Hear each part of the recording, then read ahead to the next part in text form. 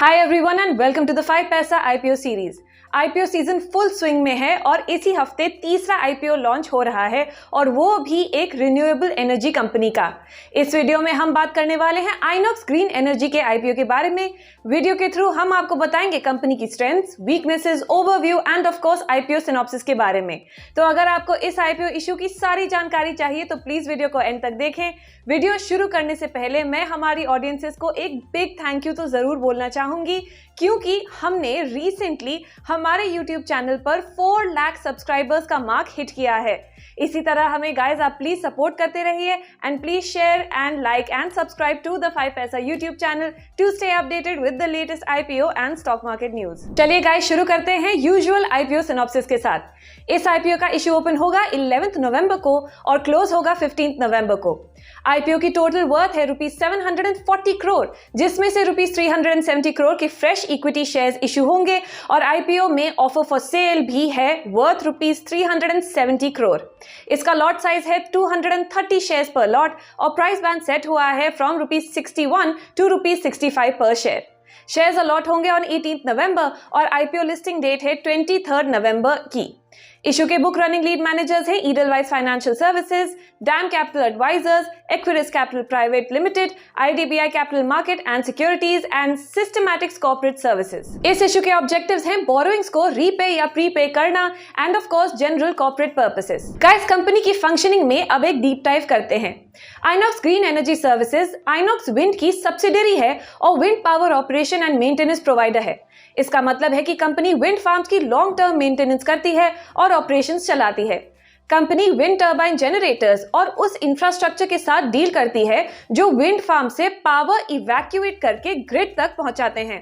Company और भी services provide करती है जैसे कि wind resource assessment, site acquisition, infrastructure development, EPC of WTGs and through the company providing long-term O&M services for wind power projects। Company की presence के बारे में बात करें तो इनकी प्रेजेंस है गुजरात, राजस्थान, महाराष्ट्र, मध्य प्रदेश, कर्नाटका, आंध्र प्रदेश, केरला और तमिलनाडु में। Let's take a look at the financials. The company's revenue stood at rupees 165.3 crore in FY20, rupees 172.2 crore in FY21 and rupees 172.2 crores in FY22. The PAT reduced from rupees 1.7 crore in FY20 to rupees -27.7 crore in FY21 and rupees -5 crore in FY22. The ROE also reduced from 1.7% in FY20 to -64.5% in FY21 and -0.6% in FY22. The company's total assets reduced to rupees 2,120.6 crore in FY22 from rupees 2,692.8 crore in FY21 and rupees 2,339.9 crore in FY20. Total borrowings reduced to rupees 904.2 crore in FY22 from rupees 1,411.0 crore in FY21 and rupees 1,084.9 crore in FY20.